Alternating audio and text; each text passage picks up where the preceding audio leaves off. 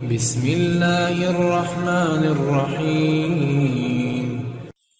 السلام علیکم ورحمۃ اللہ وبرکاتہ۔ کیا آپ نے کبھی بھاری دل اور بے سکونی سے عید گزاری ہے؟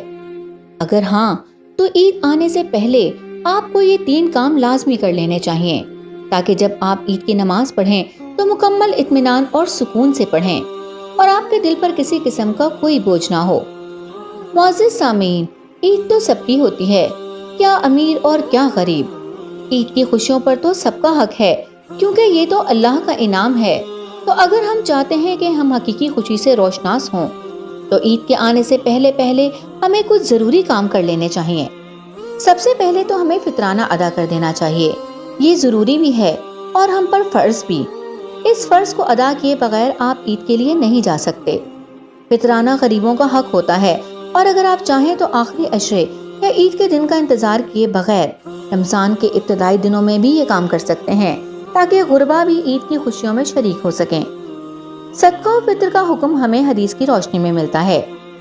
حضرت عبداللہ بن عمر رضی اللہ تعالیٰ عنہما نے فرمایا، رسول اللہ صلی اللہ علیہ وسلم نے فطرانے کی زکوٰۃ فرض فرمائی ہے کہ 1 سا کھجوریں یا 1 سا جو ہر غلام اور آزاد، مرد اور عورت، چھوٹے اور بڑے مسلمان کی طرف سے، اور حکم فرمایا کہ اسے لوگوں کے نماز عید کے لیے نکلنے سے پہلے ہی ادا کر دیا جائے۔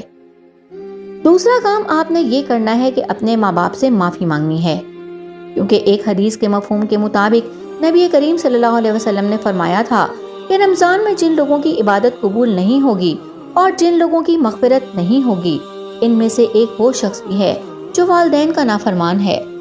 تو اس سے پہلے کہ یہ بابرکت اور رحمتوں اور بخششوں والا مہینہ ختم ہو جائے اور عید آ جائے تو پہلے ہی ماں باپ کو منا لیں۔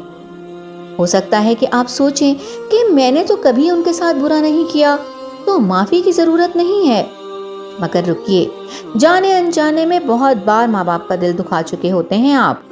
تو آئیے اس رمضان اپنی آخرت اور عید سنوارنے کے لیے ماں باپ کی اطاعت کا وعدہ کر لیا جائے۔ تیسرا اور اہم کام جو عید والے دن دل کے بوجھل پن کا باعث بنتا ہے وہ لیلۃ الجائزہ کی رات کو ہاتھوں سے جانے دینا ہے۔ عید سے پہلے کی رات عید کا چاند دیکھ کر دعا کرنے کے بجائے، اس رات عبادت کرنے کے بجائے بازاروں میں نکل پڑتے ہیں اور یہ نہیں کرتے کہ 2 رکعت نماز یا شکرانے کے نفل پڑھ لیں۔ پھر نتیجہ یہ نکلتا ہے کہ عید کے دن ہم لوگ جمود اور بیزاری کا شکار ہو جاتے ہیں۔ ہم میں سے 99% لوگ عید کے دن سستی اور کاہلی کا شکار ہوتے ہیں، یہاں تک کہ سارا دن بیڈ پر موبائل چلاتے گزر جاتا ہے، جبکہ اگر کوئی اور فنکشن ہو تو پھر ہماری تیاری دیکھنے لائق ہوتی ہے۔ ہم کیوں اللہ کے دیے ہوئے اس دن کی جو ہمیں تحفے میں دیا گیا ہے قدر نہیں کرتے؟ ذرا سوچئے اور اس عید پر اپنی سوچ بدلیں تاکہ عید منانے کا انداز بھی بدل جائے۔